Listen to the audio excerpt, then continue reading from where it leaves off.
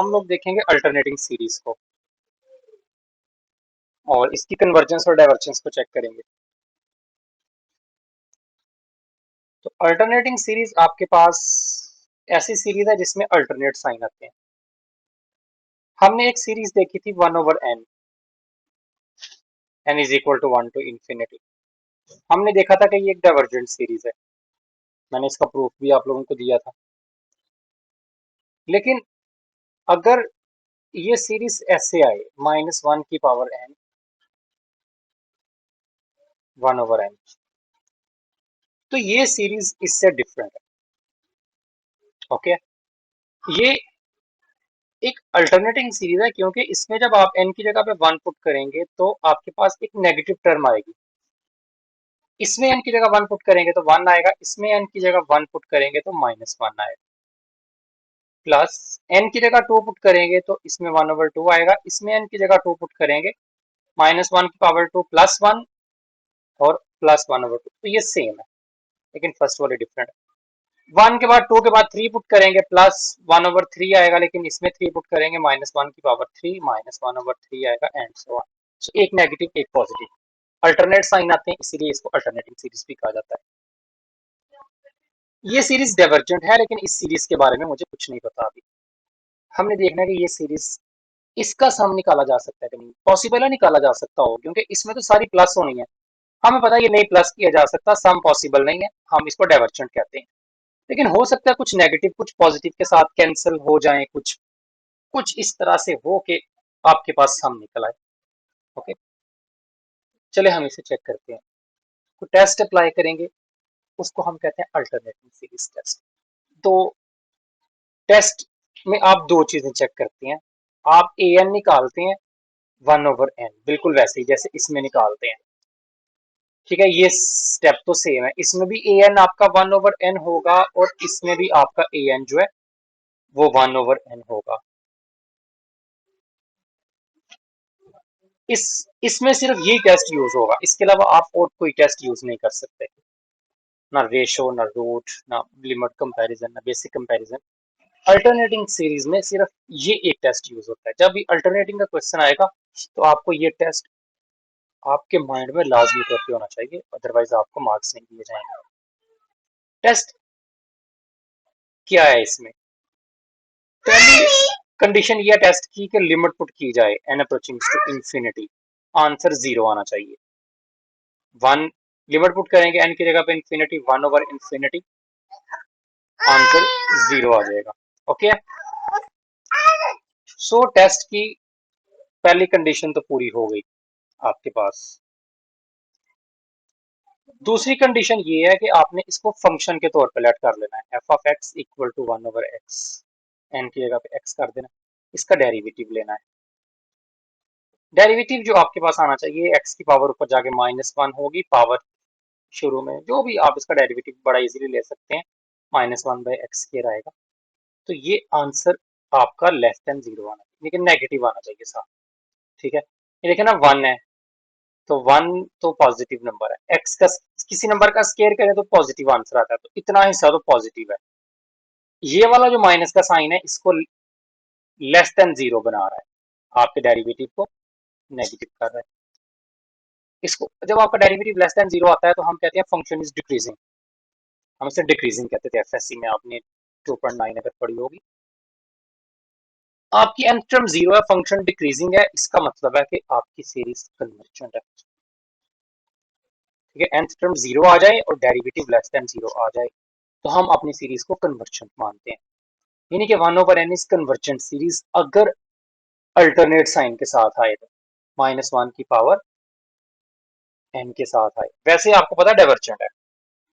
Okay, तो ये आपने सभी क्वेश्चंस में डेरिवेटिव लेना है और n की जगह पर लिमिट पुट करनी है। बिल्कुल सिंपल क्वेश्चन है, आपको लिमिट के क्वेश्चन में बार बार लॉपिटर रूल से करवा रहा हूँ, और डेरिवेटिव लेना भी आप एफएससी में बड़ी डिटेल से पढ़ते हैं, तो इसमें कोई आपको प्रॉब्लम नहीं है।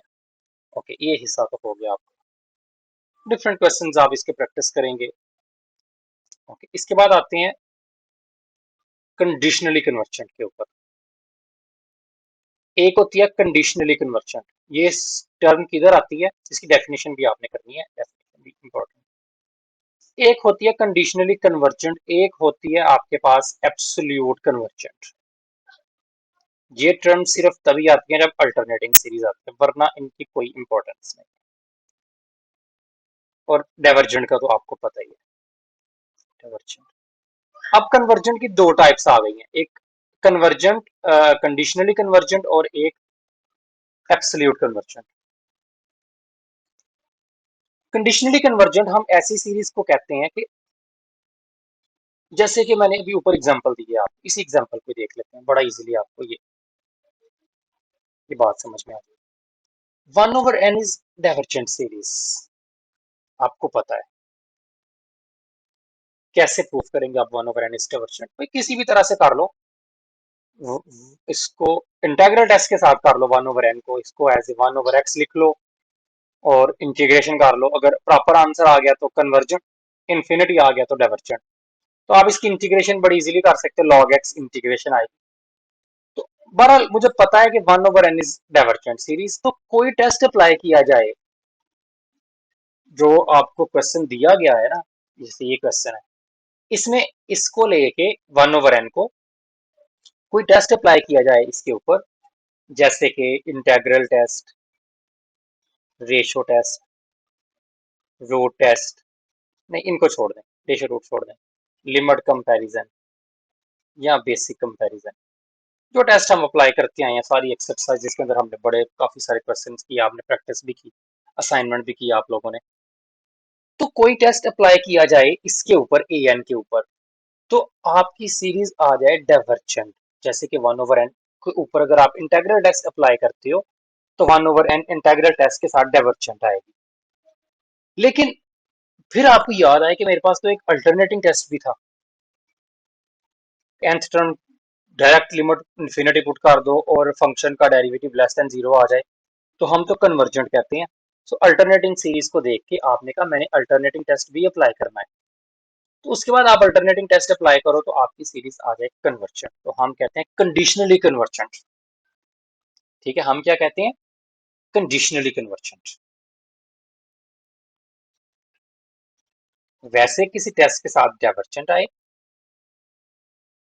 लेकिन जब अल्टरनेटिंग टेस्ट अप्लाई किया जाए, अल्टरनेटिंग टेस्ट किधर लगता है? सिर्फ अल्टरनेटिंग सीरीज के ऊपर। तो आप अल्टरनेटिंग टेस्ट अप्लाई करो तो आपकी कन्वर्जेंट आ जाए, तो आप होगी कंडीशन। अब आपका क्वेश्चन होगा भाई वो टेस्ट क्यों अप्लाई करना है जब कंडीशनली कन्वर्जेंट है अल्टरनेटिंग टेस्ट के साथ, तो डायरेक्ट अल्टरनेटिंग टेस्ट क्यों अप्लाई नहीं करना? तो उसकी मैं रीजन आपको बताता हूँ। आपके पास एक सीरीज है -1 की पावर n 1/n स्क्वायर, आप इसमें ए एन निकालते हो 1/n स्क्वायर, आप इस पे कोई टेस्ट अप्लाई करते हो, कोई सा भी इंटीग्रल टेस्ट आप अप्लाई कर लो लेट्स से इसके ऊपर, तो 1/n स्क्वायर आ जाती है कन्वर्जेंट। आपको पता है ये कन्वर्जेंट आ जाए, तो इस टेस्ट को अल्टरनेटिंग के साथ अगर आप करोगे भी तो ये कन्वर्जेंट ही आएगी।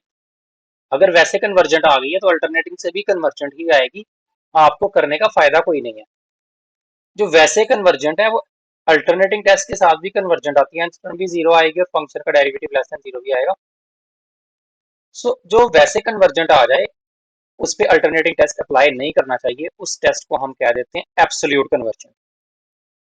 यानी कि वो नेगेटिव साइन को अगर ना भी कंसिडर किया जाए, एक पॉजिटिव या एक नेगेटिव को, तो भी उसका साम निकलता है, और अगर आप नेगेटिव साइन को कंसिडर कर भी लोगे फिर तो निकलेगा ही निकलेगा।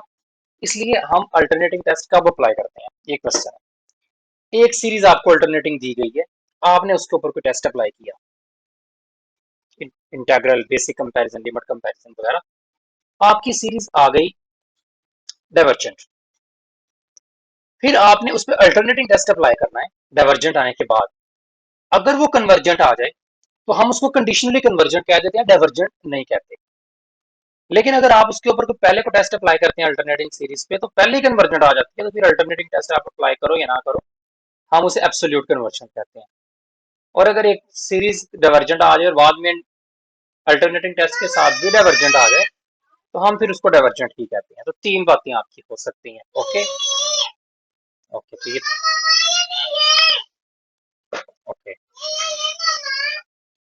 कोई एक क्वेश्चन देखते हैं, जैसे कि हम लोग देखते हैं। अच्छा, एक बात आपने और भी याद रखनी है, अगर कोई रेशो टेस्ट के साथ कन्वर्जेंट आ जाए तो आप उसको एब्सोल्यूट कन्वर्जेंट तो मानोगे ही, लेकिन अगर कोई रेशो टेस्ट के साथ डाइवर्जेंट आ जाए तो आप उसको डाइवर्जेंट ही मान लेते हो, उसके ऊपर आप अल्टरनेटिंग टेस्ट बेशक ना भी अप्लाई करो, वो डाइवर्जेंट ही होती है। सो रेशो रूट का ना ये फायदा है। बहरहाल जब क्वेश्चन करेंगे तो आपको ज्यादा, मैं क्वेश्चन नंबर 14 एक करने जा रहा हूँ।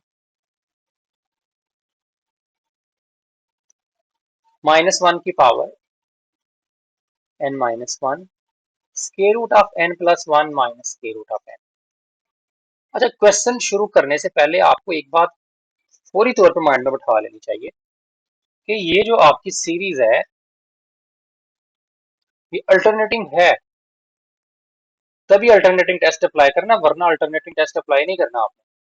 तो सबसे पहले तो इसको हम इसमें से ए एन निकालते हैं, ठीक है। इसके ऊपर समटाइम मॉडुलस का साइन भी लगा लिया जाता है, क्योंकि मैं इन नेगेटिव साइन को छोड़ के ए एन लेना चाह रहा हूँ। ये आपने ए एन निकाल लिया, ओके। तो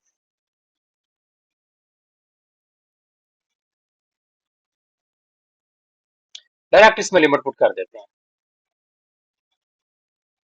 एन अप्रोचिंग टू इंफिनिटी। एक काम करते हैं, पहले थोड़ा ना इसको सिंपल कर लेते हैं, बाद में कुछ इसके ऊपर टेस्ट वगैरह अप्लाई करते हैं। ये बड़ा इंपॉर्टेंट क्वेश्चन। सिंपल करने के लिए इसको ऐसा करते हैं कि रैशनलाइज कर लेते हैं। Sorry, square root of n+1 minus square root of n multiply by square root of n+1 plus square root of n, square root of n+1 plus square root of n। तो ऊपर आपके पास आ गया n+1 minus n से 1 रह गया, square root of n+1 plus square root of. ये मैंने थोड़ा क्वेश्चन को ना रैशनलाइज करके थोड़ा सिंपल कर लिया, और कुछ अभी तक मेरी अल्टरनेटिव कोई सीरीज या कोई इन्फिनिट सीरीज का टॉपिक नहीं आया, ये सिर्फ जो छोटी क्लासेस में करते थे कि भाई रैशनलाइज कर लो, पहले थोड़ा इजी कर लो। अब मैं टेस्ट अप्लाई करने जा रहा हूँ, ये आपका ए एन ये वाला है। अब इसको करने के लिए मुझे पता है कि क्या कौन सा टेस्ट अप्लाई करें। मैं इस पर टेस्ट अप्लाई करता हूँ कि 1/, क्या टेस्ट, मैं बेसिक कंपैरिजन अप्लाई करना चाह रहा हूँ। स्क्वायर रूट ऑफ n+1, यहाँ डिनोमिनेटर में ही लिख लें, 1/स्क्वायर root of n+1 plus square root of n, ये जो जिसका भी कंपैरिजन करना चाह रहे हैं, ये आंसर ग्रेटर होगा 1/n+1 n+1। कैसे देखें, ये सेम है। n+1 कौन बड़ा है, ये बड़ा है, इसमें 1 ऐड भी हो रहा है, इसमें नहीं हो रहा। सो कौन बड़ा हुआ, ये वाला। जिसका डिनोमिनेटर बड़ा है उसका आंसर आता है लेस, सो इसका आंसर आएगा लेस, क्योंकि इसका डिनोमिनेटर इससे बड़ा है। ये सेम है और ये इससे ग्रेटर है। So, इसका डिनोमिनेटर बड़ा हुआ, जिसका डिनोमिनेटर बड़ा होता है उसका आंसर लेस आता है। तो इसका आंसर लेस आएगा, इसका आंसर ग्रेटर आएगा। तो मैंने इसको ग्रेटर ही तो लिखा है, और इसको आप लिख लोगे ये 2 into n+1, इसकी पावर 1/2 है। ठीक है, यहाँ पहले आप ऐड कर ले बेशक अगर आपको कंफ्यूजन है। 1 टाइम ये और 1 टाइम ये, 2 into n+1 का स्क्वायर रूट।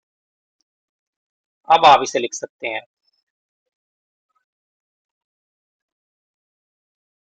n+1 की पावर 1/2।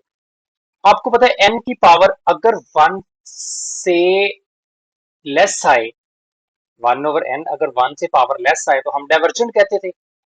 पावर 1 से लेस है ना, 1/2 पावर है, n की हो या n+1 की हो, उससे कोई फर्क नहीं पड़ता। ठीक है, 1 से क्या फर्क पड़ना है, पावर 1 से लेस होगी तो divergent. So this is divergent. Divergent को जब 2 से डिवाइड भी करेंगे तो वो डाइवर्जेंट ही रहेगी, तो डाइवर्जेंट से बड़ी भी। तो this is a divergent series. कैसे किया हमने, जो क्वेश्चन दिया गया था उसको मैंने बेसिक कंपैरिजन से किया। ये बेसिक कंपैरिजन अप्लाई किया ना मैंने, ये वाली इससे बड़ी हो, तो ये डाइवर्जेंट है तो डाइवर्जेंट से बड़ी भी डाइवर्जेंट होगी। लेकिन आप अपने क्वेश्चन को डाइवर्जेंट नहीं कह सकते आपको, क्योंकि अल्टरनेटिंग, अगर अल्टरनेटिंग सीरीज ना होती तो फिर तो डाइवर्जेंट कह देते, काम खत्म हो जाता इधर ही। लेकिन अल्टरनेटिंग की वजह से आपका काम खत्म नहीं हुआ, आपको दोबारा से ए एन लेना पड़ेगा। क्या था a n? N plus one का स्क्वायर रूट प्लस के रूट ऑफ एन, और लिवर पुट करनी पड़ेगी n approaching to infinity, infinity one over infinity zero आ गया। सो अल्टरनेटिंग में हम डायरेक्ट लिवर पुट करते हैं और आंसर जीरो आना चाहिए, अल्टरनेटिंग की पहली कंडीशन पूरी होगी। दूसरा आपने क्या करना होता है कि फंक्शन बना लेना होता है f of x, one over x plus one का square root plus square root of x, इसका डेरिवेटिव लेना है। क्वेश्चन रूल से डेरिवेटिव ले लिया, इसको ऊपर ले जाएं, किसी भी तरह से डेरिवेटिव लें, आंसर लेस देन जीरो आएगा। ठीक है, डेरिवेटिव का आंसर लेस देन जीरो आएगा, आपने डेरिवेटिव लेके चेक करना है। ठीक है, इसका डेरिवेटिव आपने खुद लेना है। डेरिवेटिव लेस देन जीरो भी आ गया, इंस्टेंट जीरो भी आ गई, तो अल्टरनेटिंग के मुताबिक तो ये कन्वर्जेंट है। लेकिन वैसे जो पहले आप टेस्ट अप्लाई करते हैं, आम जो आप पढ़ते हैं पहले शुरू वाली एक्सरसाइज में, उसके मुताबिक तो डाइवर्जेंट है, तो इसको हम लोग कहते हैं कंडीशनली कन्वर्जेंट। ओके, सो आपने ये सारे क्वेश्चंस करने हैं इसके, मजीद इसको एक लेक्चर में हम लोग डिस्कस करेंगे। फिलहाल आप इस लेक्चर में आइडिया गेट करें, what is convergent, what is conditionally convergent, what is divergent. मैं एंड पे एक दफा फिर रिवाइंड आपको करवा देता हूँ। आपको एक सीरीज दी गई हो, कोई सी भी सीरीज दी गई है आपको, a n, n equal to one to infinity, आप इस पे कोई टेस्ट अप्लाई करते हैं, चाहे बेसिक कंपैरिजन, चाहे लिमिट कंपैरिजन, चाहे इंटेग्रल टेस्ट, कन्वर्जेंट आ जाए तो हम एब्सोल्यूट कन्वर्जेंट कह देते हैं। सॉरी, माइनस वन की पावर एन भी साथ होनी चाहिए, अल्टरनेटिंग। कन्वर्जेंट आ जाए तो हम एब्सोल्यूट कन्वर्जेंट कह देते हैं, लेकिन अगर डाइवर्जेंट आ जाए तो हम एक नया टेस्ट जो मैंने बताया ये वाला, ये ट्राई करते हैं। अगर इससे कन्वर्जेंट आ जाए, तो पहले तो डाइवर्जेंट आई थी तो हम कहते हैं कंडीशनली कन्वर्जेंट। और अगर रेशो और रूट से किया जाए क्वेश्चन को, तो कन्वर्जेंट आ जाए तो एब्सोल्यूट कन्वर्जेंट, डाइवर्जेंट आ जाए तो डाइवर्जेंट। ओके, रेशो रूट में जो क्वेश्चन होंगे वो आप जिन पे रेशो रूट लग रहा होगा देख के लगाना ना आपने। उम्मीद है आपको ये बात समझ में आ गई होगी। आपने ये सभी क्वेश्चंस पे, ये पिछले एक्सरसाइज वाला काम करना है पहले, और उसके बाद आप लोगों ने अल्टरनेटिंग टेस्ट अप्लाई करना है डाइवर्जेंट आने के बाद, तो कंडीशनली कन्वर्जेंट है। अगर पहले कन्वर्जेंट आ गई तो आपने एब्सोल्यूट कन्वर्जन कह देना है। तो एग्जामिनर इसका क्वेश्चन पूछता है, वो कहता है चेक करो कंडीशनली कन्वर्जेंट है, कन्वर्जेंट है, एब्सोल्यूट कन्वर्जेंट है या डाइवर्जेंट है, मुझे बताओ। इस लेक्चर को आप लोग देखें, तो अगले लेक्चर में हम मजीद इसको थोड़े क्वेश्चंस को डिस्कस करेंगे। तब तक के लिए